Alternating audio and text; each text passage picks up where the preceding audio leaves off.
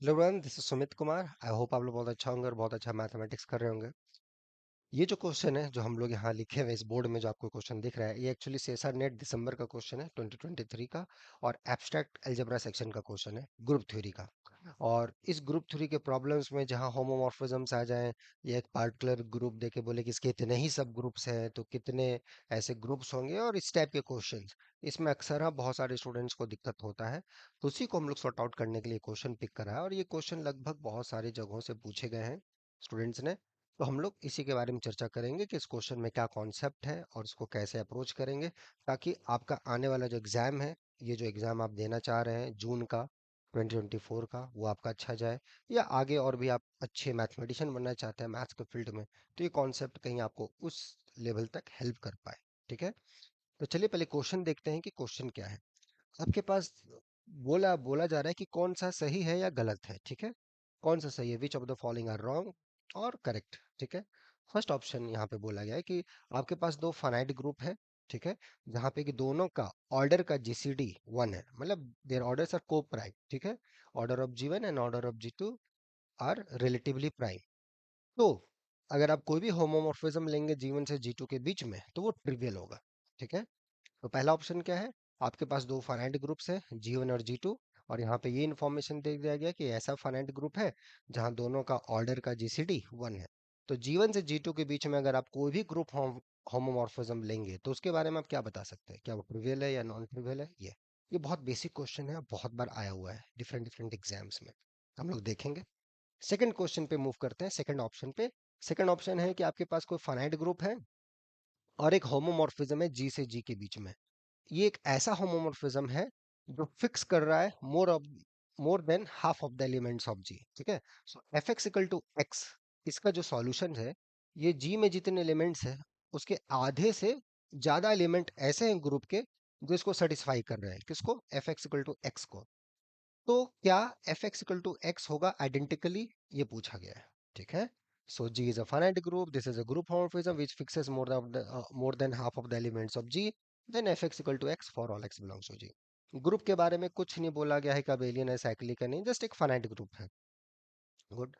Third option है कि अगर कोई फाइनाइट ग्रुप है जहां पे एग्जैक्टली तीन सब ग्रुप्स है, तो ग्रुप का ऑर्डर के बारे में आप क्या बता सकते हैं, पी स्क्वायर।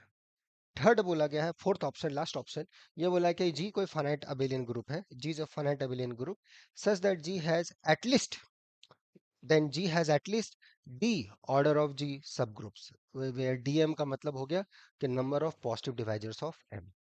तो लास्ट का जो क्वेश्चन है, it talk about you have a finite abelian group, तो उसके कितने सब ग्रुप्स होंगे, कम से कम गारंटी बताइए कि इतने कम से कम सब ग्रुप होने चाहिए वो।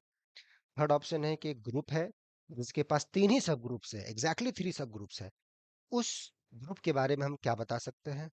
थर्ड, सेकंड ऑप्शन, कि you have a group homomorphism which fixes more than half of the elements of the group, तो उस होमोमॉर्फिज्म के बारे में हम क्या बता सकते हैं। फर्स्ट, दो ग्रुप्स हैं जो कि जिनका जो ऑर्डर है वो रिलेटिवली प्राइम है, तो होमोमॉर्फिज्म के बारे में आप क्या बता सकते हैं अगर जी1 से जी2 के बीच में। तो ये चार क्वेश्चन है, चारों डिफरेंट डिफरेंट टाइप के क्वेश्चन है और बहुत ही बेसिक क्वेश्चन है। तो ये बहुत ही अच्छा क्वेश्चन था जो इस बार आया था। ठीक है, तो चलिए देखते हैं इसको कैसे अप्रोच करते हैं हम लोग। ठीक है, so I always start, how to approach, कैसे हम लोग सोचें, क्या हमारा थिंकिंग प्रोसेस हो, कैसे सोचा जाए। तो पहला एक दो चीज जो हमें क्लियर होना चाहिए कि अगर आप होमोमॉर्फिज्म लुक कर रहे हैं किसी ग्रुप जी1 से जी2 के बीच में, या चलो यहीं से चलते हैं फोर्थ नंबर, पहले फोर्थ से ही स्टार्ट करते हैं। ठीक है, ये जो फोर्थ ऑप्शन है, फोर्थ ऑप्शन को थोड़ा सा हम लोग ध्यान से देख लेते हैं कि फोर्थ ऑप्शन क्या है। जी कोई फाइनाइट एबिलियन ग्रुप दिया हुआ है और बोल रहा है कि इसके कितने सब ग्रुप्स होंगे। देखो, अगर ग्रुप फाइनाइट है प्लस अबेलियन, ठीक है, अगर ये ऐसा कुछ है, अगर ऐसा कुछ है, तो यहाँ पे converse of Lagrange's theorem true हो जाता है। तो कहने का मतलब, अगर के डिवाइड कर रहा है ऑर्डर ऑफ जी को, देन जी हैज अ सब ग्रुप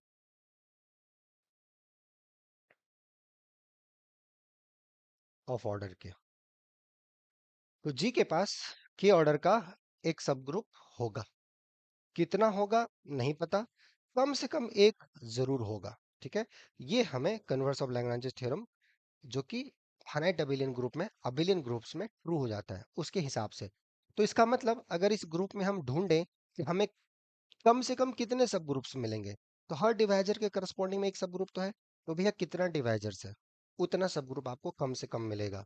तो इसका मतलब अगर हम देखें, तो अगर हम बात करें कि नंबर ऑफ सब ग्रुप्स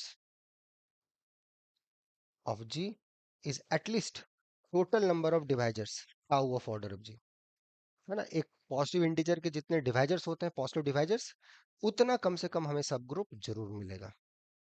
और ये आया कैसे? ये तो नेचुरल क्वेश्चन, ये आया कैसे? तो एक स्ट्रक्चर थ्योरम होता है कि फाइनाइट एबिलियन ग्रुप जो होता है, तो उसको हम प्रोडक्ट ऑफ साइक्लिक ग्रुप्स में लिख सकते हैं, एंड हियर एंड देयर, वहां से ये चीज आया। ठीक है, so just go through and read that part, you will get the answer. ठीक है, तो ये आंसर हो गया फोर्थ ऑप्शन का। ठीक है, तो फोर्थ ऑप्शन आपका करेक्ट है। तो देखिए, इसको ऐसे सोचना था। अब आते हैं बाकी ऑप्शंस पे। नेक्स्ट, कि अगर हमारे पास कोई तीन सब ग्रुप है, कोई भी ग्रुप है जिसके पास तीन ही सब ग्रुप है, कोई ग्रुप है जी जिसके पास केवल तीन सब ग्रुप है, या पहला ऑप्शन को हम लोग पहले देख लेते हैं, फर्स्ट ऑप्शन को देखते हैं। ठीक है, हमारे पास G1 और G2 दो ग्रुप्स हैं, और दोनों के ऑर्डर का जीसीडी 1 दे रखा है। ठीक है, तो और इस बेसिस पे हमें दिया गया कि एक होमोमॉर्फिज्म है G1 से G2 के बीच में। तो क्या यहां से हम ये क्लेम कर सकते हैं कि F ट्रिवियल है? ये हमें पूछा गया है।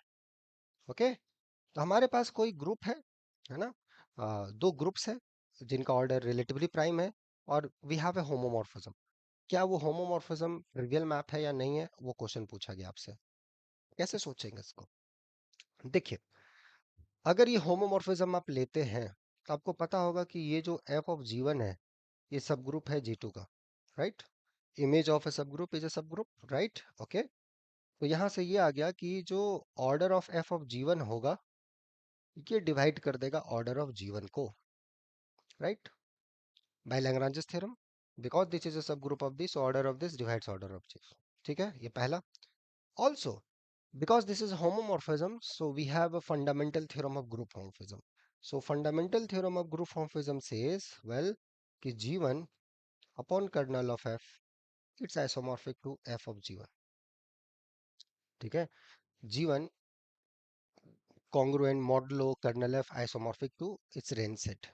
ठीक है, तो यहां से जो F of G1 का ऑर्डर आएगा, ये ऑर्डर ऑफ G1 को डिवाइड करेगा, क्योंकि ग्रुप फाइनाइट दिया हुआ है। ठीक है, तो यहां से ये आ गया कि order of F of G1 divides order of G1।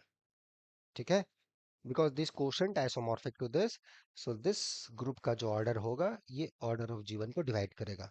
क्यों करेगा? अगर आपको थोड़ा सा इसमें डायलेमा है, प्रूफ कर लीजिए क्यों करेगा। इस साइड का ऑर्डर कंप्यूट कीजिए उस साइड का, एंड देन गेट देयर।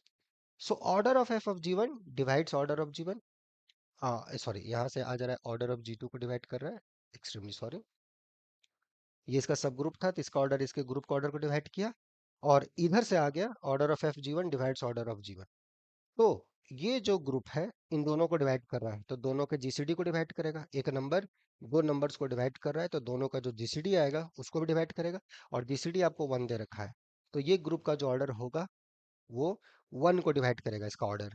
तो इसका मतलब इस ग्रुप का ऑर्डर 1 हो गया, किसका? रेंज सेट का। और रेंज सेट का ग्रुप का ऑर्डर 1 हो गया, मतलब रेंज सेट ट्रिवियल हो गया।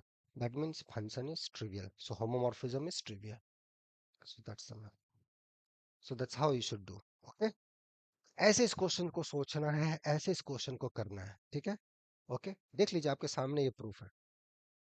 तो ऐसा नहीं कि क्वेश्चन आपसे थोड़ा सा दिक्कत हो गया तो आप मतलब नहीं है, क्या कॉन्सेप्ट यूज हो रहा है उसको ध्यान दीजिए। जैसे फोर्थ नंबर भी हम लोग ने अभी करा था, फर्स्ट भी आपके सामने हुआ, तो देखिए उसके अंदर क्या बेसिक कॉन्सेप्ट्स हैं जो यूज हो रहे हैं। जैसे यहाँ हमने कॉन्सेप्ट यूज किया कि हम ये इमेज है, तो इमेज डिवाइड करेगा सब ग्रुप के ऑर्डर को, और फिर साथ ही साथ ये जो इमेज आएगा उसका ऑर्डर डोमेन में जो ग्रुप है उसके ऑर्डर को डिवाइड करेगा, अगर वो फाइनाइट है तो।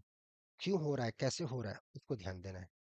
और इस टाइप की चीजों में अगर आपके हाथ बहुत अच्छे नहीं है, या आप उस टाइप से सोच नहीं पाते, सोचने में थोड़ा दिक्कत होता है, समझदारी में थोड़ा दिक्कत होता है, तो हम लोग के पास उस टाइप के रेगुलर बैचेस हैं यहाँ पर, जहाँ पे बेसिक तरीके से पढ़ाई की जाती है।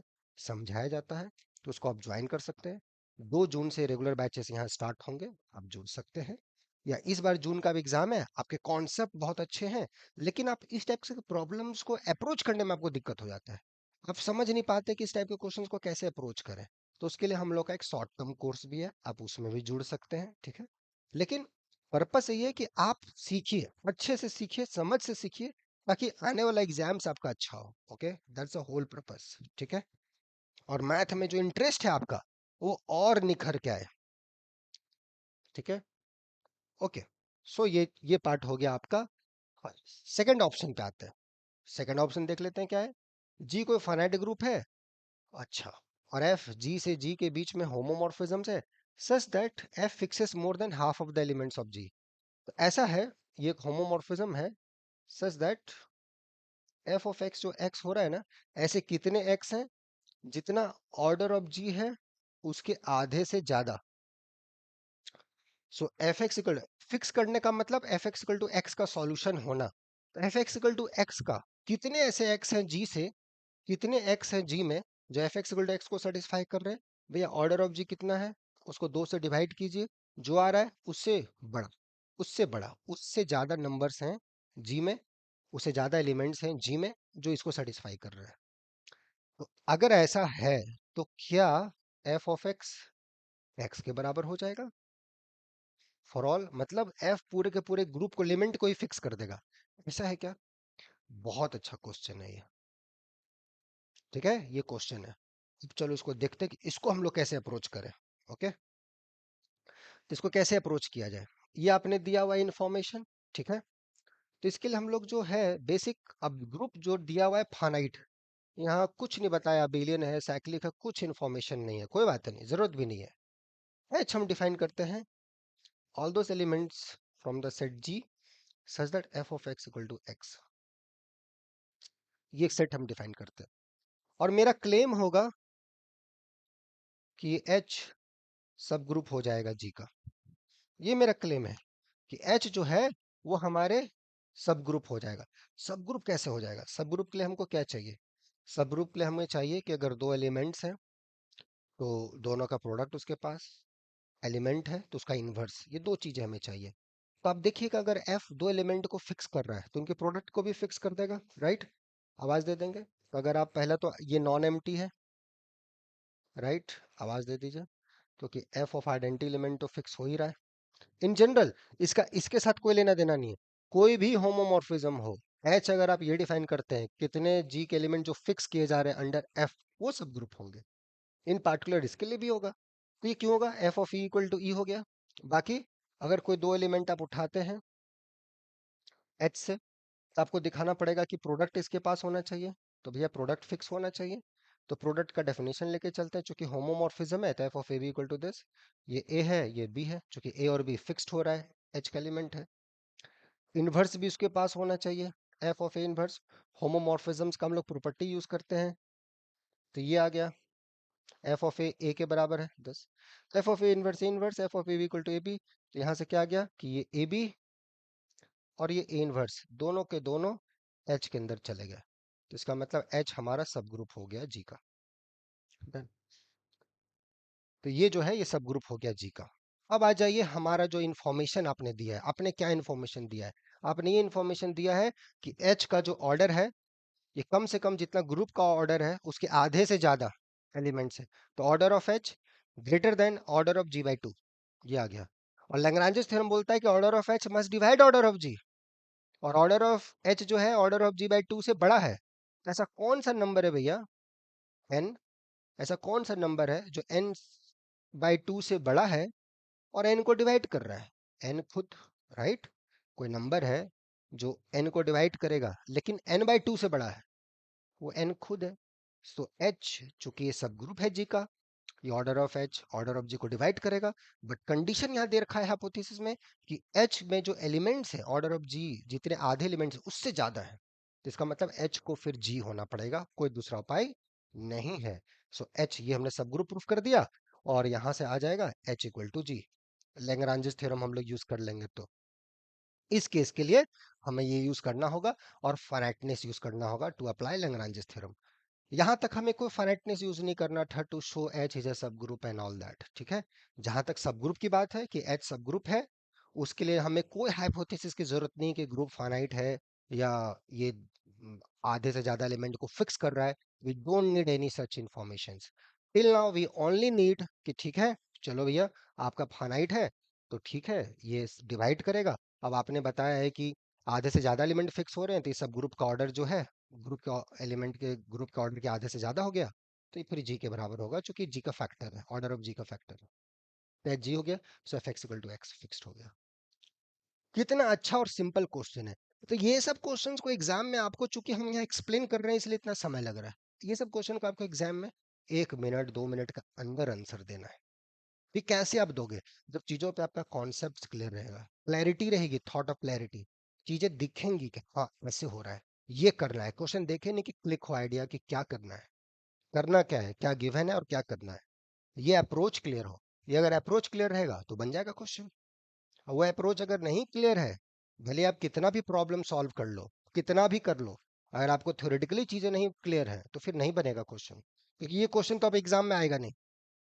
ये क्वेश्चन अब तो एग्जाम में आएगा नहीं, रिलेटेड कॉन्सेप्ट्स आएंगे, तो वो कॉन्सेप्ट्स आपके अगर क्लियर रहेंगे तो फिर फायदा होगा। इसलिए मैं बोलता हूँ थोड़ा कॉन्सेप्ट पे ध्यान दीजिए, बात बन जाएगी। ठीक है, नहीं आता है इट्स ओके, समझ में आया, कोई बात नहीं, उसका रेगुलर बैच है, उसका उपाय है। थर्ड क्वेश्चन पे आते हैं, थर्ड ऑप्शन पे। जी कोई फाइनाइट ग्रुप है हैविंग एग्जैक्टली 3 सब ग्रुप्स। अब थर्ड ऑप्शन में क्या बोल रहा है कि जी एक ऐसा ग्रुप है, फाइनाइटनेस का भी जरूरत नहीं था, जी को ऐसा ग्रुप है जहां पे बोला है कि जी का एग्जैक्टली 3 सब ग्रुप है, ऑटोमेटिक जी फाइनाइट आएगा और वो साइक्लिक होगा और उसका ऑर्डर पी स्क्वायर होगा। ये मैं आपको एक्सरसाइज दे रहा हूँ, do that, it's a good problem. मैं दे दूंगा बट अननेसेसरी वीडियो लंबा होगा, क्योंकि इट्स दिस नीड्स प्रूफ। ठीक है, पहला तो ये प्रूफ करो कि कोई भी ग्रुप है उसके पास अगर फाइनाइटली मेनी ही सब ग्रुप्स है तो वो ग्रुप फाइनाइट होगा, नंबर वन।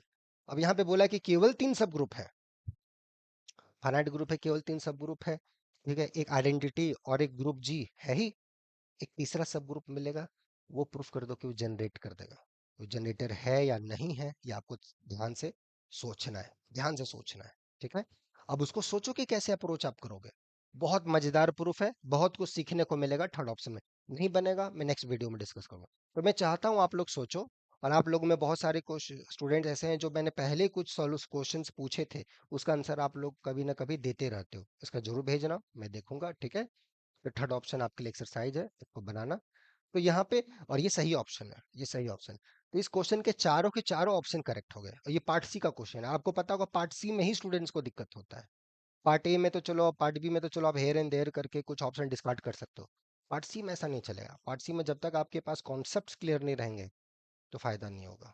ठीक है, तो आप खुद समझदार हैं, आपको देखना है कि आपको कॉन्सेप्ट अच्छा करना है तो उसको कैसे किया जाए। खुद कर रहे हैं, बहुत अच्छी बात है। अगर आपको सपोर्ट की जरूरत है, यू आर मोस्ट वेलकम। ठीक है, अब बाकी इस क्वेश्चन को बनाइए। नेक्स्ट वीडियोस हम लोग फिर मिलेंगे कुछ नए क्वेश्चन के साथ, नए अप्रोच के साथ, ताकि कॉन्सेप्ट्स आपके क्लियर हो। थोड़ा सा भी कमिटमेंट है, हेक्टिक शेड्यूल है, बट ठीक है, जैसे ही समय मिलेगा आई डू मोर प्रॉब्लम्स। ठीक है, आई होप आपको अच्छा लगा हो। फिर मिलते हैं नेक्स्ट वीडियो में। Till then enjoy the subject, take care, bye.